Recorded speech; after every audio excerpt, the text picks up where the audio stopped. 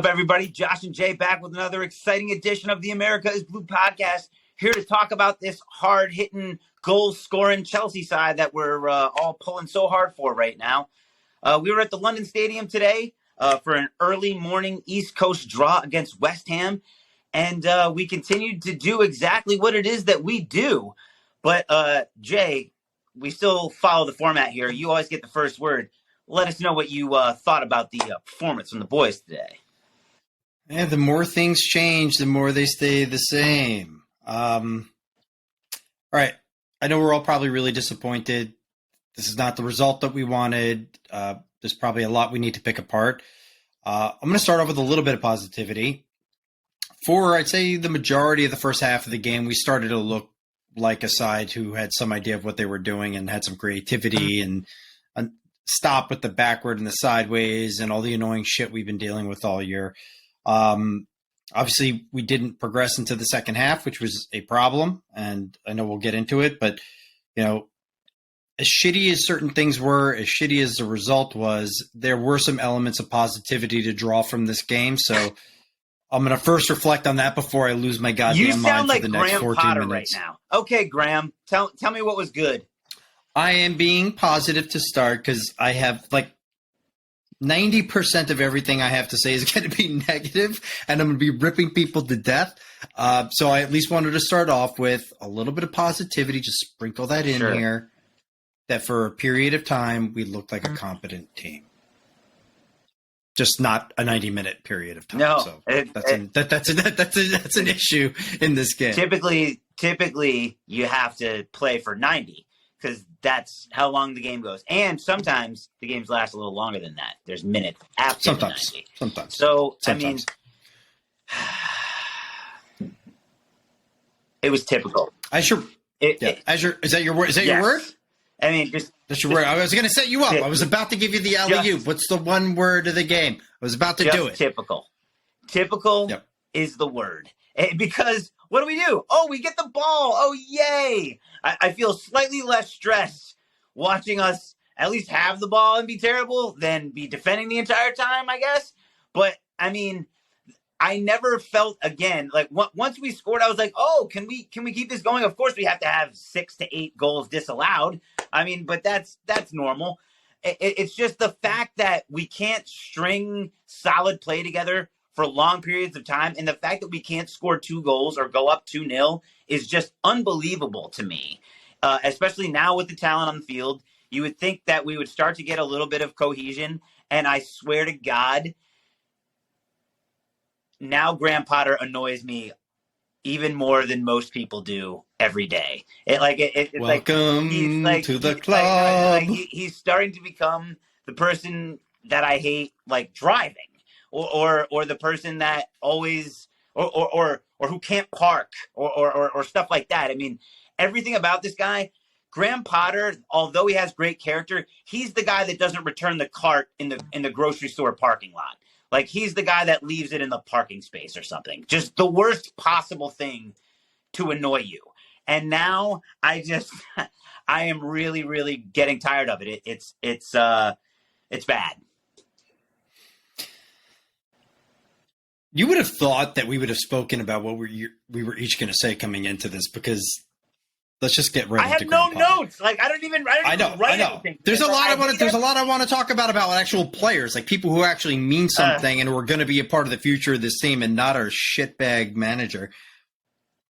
My analogy is Graham Potter is the guy who walks in on his wife having an affair and then commends the guy for his stamina.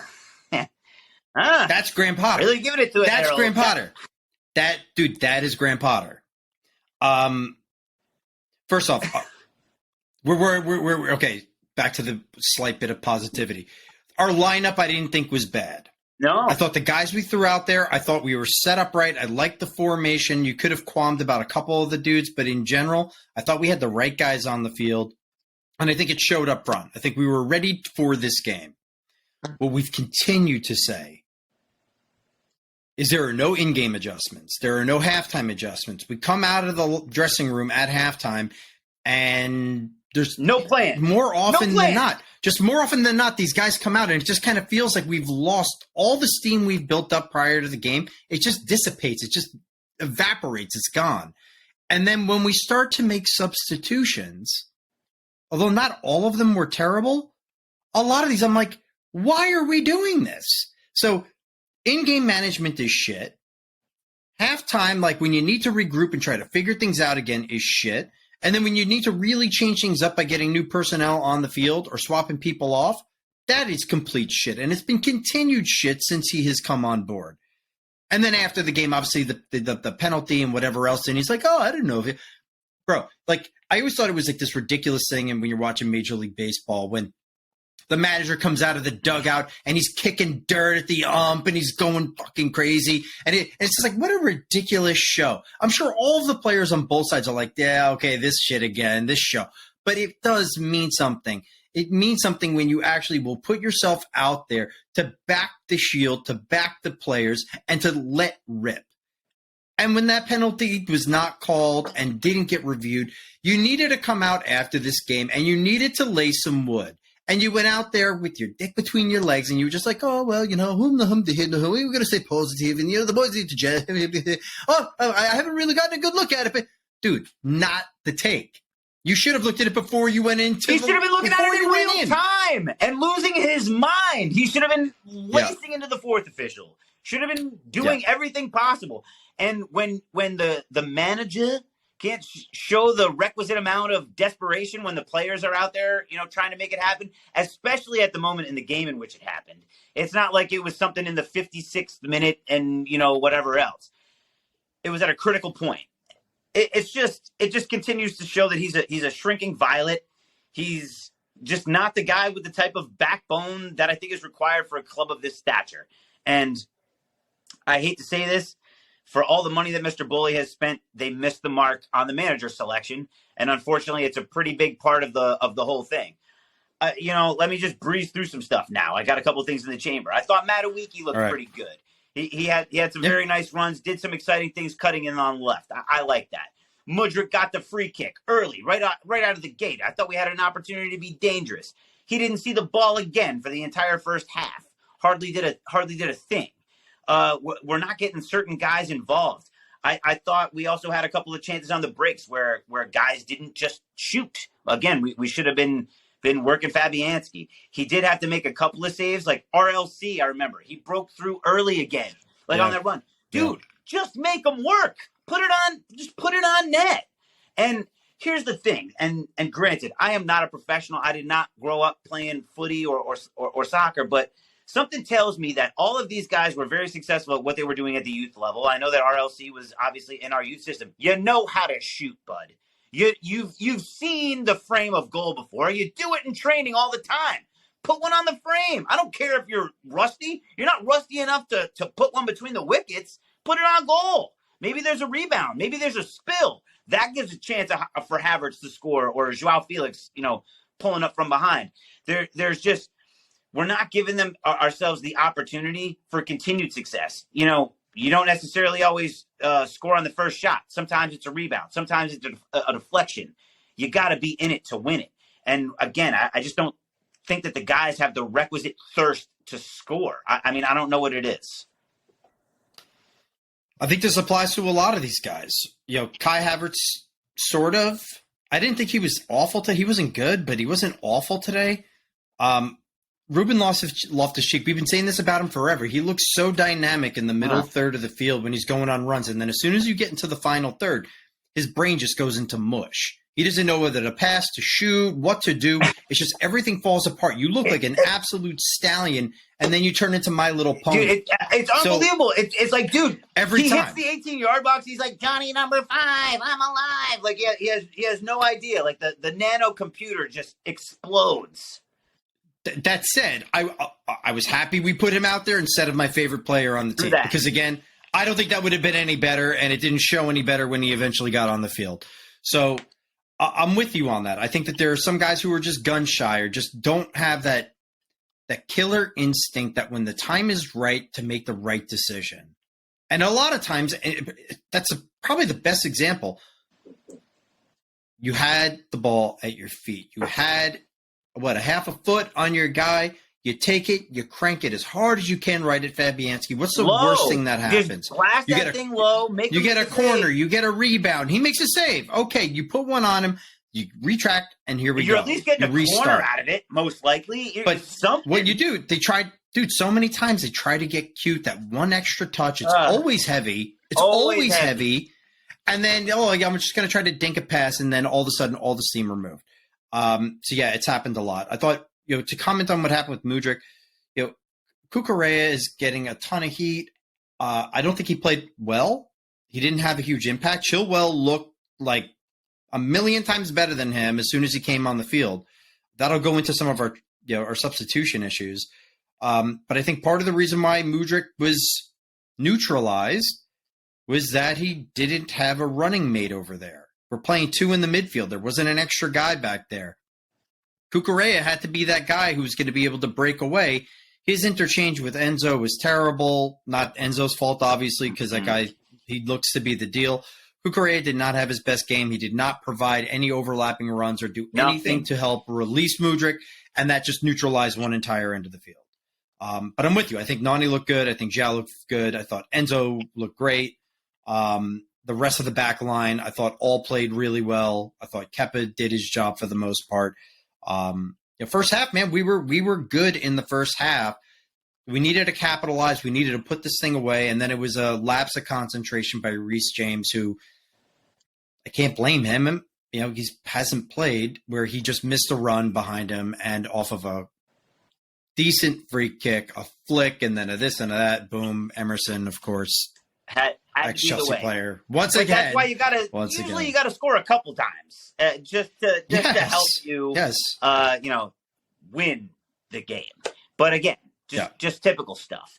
So went into halftime. Obviously we were looking for a result. There was a game to win. We wanted to get a whole lot more out of it than we did. Bringing Chile on, obviously he made that amazing run right away. Should have wrapped his foot around it. Obviously, he is somewhat rusty. I guess that can be said for anybody, but he didn't realize where he was, which is kind of amazing to me. And at the end of the day, in the circumstance, doesn't everybody want to score? I feel like at the end of the day, no matter who you are as a footballer, isn't your instinct to just kind of slide one back there? Don't you want to just wrap your foot around one and score? I don't understand what some of the decisions are, especially when you're by yourself and you have at least a full half a step on someone. Yeah, it's part of the problem. I mean, I've been down on Grammy for a long time now, and the excuses are just going out the door. We're getting guys back. Now it's the rust. Now we got to get guys integrated. Now we got to get these guys acclimated to the Premier League. Change this. I don't know. It's just going to keep on going. But it's hard for me to blame guys who really haven't played. They're not quite in the flow. I thought Chilwell looked lively. I thought he looked a lot better than Cucurella. The big problem is that if Cucurella wasn't providing support to Mudryk, so you want to remove Cucurella because he's been shoddy. You get Chilwell in there, who does play that exact brand of ball. He's not a defensive maestro. He's a guy who you want moving forward. And then you pull Mudryk. That makes no fucking sense to me. Mudryk, it wasn't his legs. This wasn't the shit from last week. He had a cold and he was looking heavy-legged. It was just that, again, he was neutralized out there and there was no service. There was nobody to be able to complement his runs. Now you had a guy who can do it, and then you yank him. So I didn't understand that whatsoever. Nani out for Ziyech, I was perfectly fine with. Conor Gallagher coming in, we all know how I feel about that. I would have rather seen Carney come in. RLC, if his legs were heavy, he hasn't played. I got to give a shout to RLC. He definitely played well, aside from I wish he would have. It wasn't a bad game from him. I don't like him either, but that was not a bad game. I don't blame him at all. Dude, my biggest gripe is that, Kai Havertz, I wanted to see more with him and João. That wasn't there. It was a really kind of lame-ish performance. Not terrible, but nothing that led me to believe that he was going to be the guy that was going to bag one. Never for a second. Where was Didi Fofana? Why wasn't that one of the moves? If we needed to score, if we wanted to win this game, it was not going to come with the same shit that we were seeing from Havertz over the course of the game. And again, this wasn't his worst. It certainly wasn't his best. It was just kind of like a very pedestrian, run-of-the-mill, put him out. Why isn't DD coming in the game to try to change the dynamic with what we have at the tip of the spear? Couldn't agree more. Like, give him 18 to 20 minutes. Like, let the kid run out there. And if not, I mean, what are you going to do? Get less than Kai Havertz gives you? Nah. They get less goals than the none that we're getting? All right. I mean, whatever. I can do bad all by myself. So stupid. Yeah, man. He's got to go, man. He's got to go. It's the temperament. It's the lack of strategy. It's the lack of tactical awareness. It's the lack of in-game maneuvering. That's your fucking job. We just talked last week. They had to hire somebody as a motivational, mental, psyche change. This is the job of your manager. You're paying this guy $12 million a year. I know it sucks that you pot committed and you did it for a long time. That's going to be on you. I don't think that is. I don't know this. I don't think that factors in whatsoever to FFP or any of that shit. I think you could just offload I think it's this like the NFL, because the NFL you don't it doesn't matter how much you pay. Offload it, eat the $50 million loss or whatever it is. You're doing everything else right, and it just feels like this one cog is holding you back. Hashtag eat the 50, right? Is that what we have to do for to get Graham out? Is it it's 12 million, dude? It's 12, bro. It's 12 over 6 years, I think, or 12 per year over 5 years. I have to look at the contract so we get the hashtag. We got to find out that, because that's what. But good God, man! If it's Hansi Flick, if it's anybody, just give me Harry Redknapp. Give me my God, Allardyce. Give me all the lovable losers. Give me the lovable losers of the Prem who just try to save teams at the end of the season. There's enough talent on this team. Just give me some guy out there who has some concept of what this game is about. Anybody. Hey, Dave, leave West Ham. Come coach us for the rest I'll take them. Dude, David Moyes outcoached him. He's like, all right, we're getting eaten up by Enzo. We're going to just cram the midfield and double team him. We're going to get more physical. We're going to start to body these guys up. What did we do? We did the same exact shit. There's no counter move once it comes back at us every time. Checkers and chess, dude. He just doesn't have it. And the temperament he had a great sucks. armband on, though. Good for him. All right. Whatever. So, hey, man, let's get to the exciting part of the show. We're going to hand out some awards. We always do this every week. It's the man of the match. It's sponsored by All Out Fitness. And at All Out Fitness, they're inspiring individuals to be their best selves. Jay, who do you have as the man of the match today? I think there's only two guys to consider. I'm giving it to Enzo. The pass was sublime. He got nullified a little bit. Again, not his fault, not a lot of help. I know he got man of the match, I think, by Bean or whoever assigns it. I love what this kid brings, man. He does it. He's a two-way midfielder. He's great defensively. He's great moving forward. He's got vision. He's got the technical ability to do it. He showed it today. That pass was – Dujau didn't have to do a damn thing. The ball just like – I mean, a heat-seeking missile right to his big toe. It was amazing. So, Enzo Fernandez. That was fantastic. And I do agree there were limited selections, but I'm going to go against the run of play here, and I'm going to say, you know what, Jay? I'm not giving it to anybody. And I am not handing out a man of the match sponsored by All Out Fitness again until we fucking win. So until we decide to win, I am not giving out a man of the match. I don't care who it is. We're just not giving out the award anymore. That's how disappointed I am. That's my line in the sand. I'm sick of this shit. I want the guys to perform. Not that it means anything to anyone other than maybe the two people talking right now, but I'm not going to give a man of the match award to anybody until we fucking win. I like it. I wish our coach had that same type of gumption. I wish he did. I wonder if he hands out tiny little trophies after the game for everyone. I bet you he does do participation ribbons for everybody. Like, look, guys, for everybody. Don't worry about it. There's orange slices on your spoons. He's driving me crazy. I think back to like when he first came on, and if you look back at our cast from then, it's like he was throwing out these strange lineups, and we were winning. We were getting results. It AC like Milan around. We were like, man, we got this magician. He's just picking names out of hats and throwing it out there. The guy's such a genius. And I'm like, Jesus Christ, this guy is so bad, dude. I don't even think he belongs at Brighton. That's how bad I think this guy is. I think he bamboozled quite a few people. He is an atrocious manager. And he doesn't belong anywhere near a club of this caliber. It's so annoying. You spend that much money, dude. Todd Bowley's just got to be like, what the fuck did I just do? It's what did I just do? It can't be high up on the win chart for him. But that being said, hey, look, we're still in a little competition called the Champions League. It happens in Europe. They do it every year. And it's a big tournament, a lot of big clubs in it. And if we want to play in it next year, we might have to win this one. Not looking likely, but we have said many things in the past like this. Us sitting 10th, the only thing that I think might actually happen is our chances in the Champions League. So maybe from the grace of God, Graham Potter will be allowed to continue to pull out winning lineups. If he pulls out winning lineups in the Champions League and we don't win another Premier League match for the rest of the season, so be it. If we can get some wins in Europe, unbelievable. Let's flip the script. Unfortunately for you and me, we'd have to put up with another year of Graham.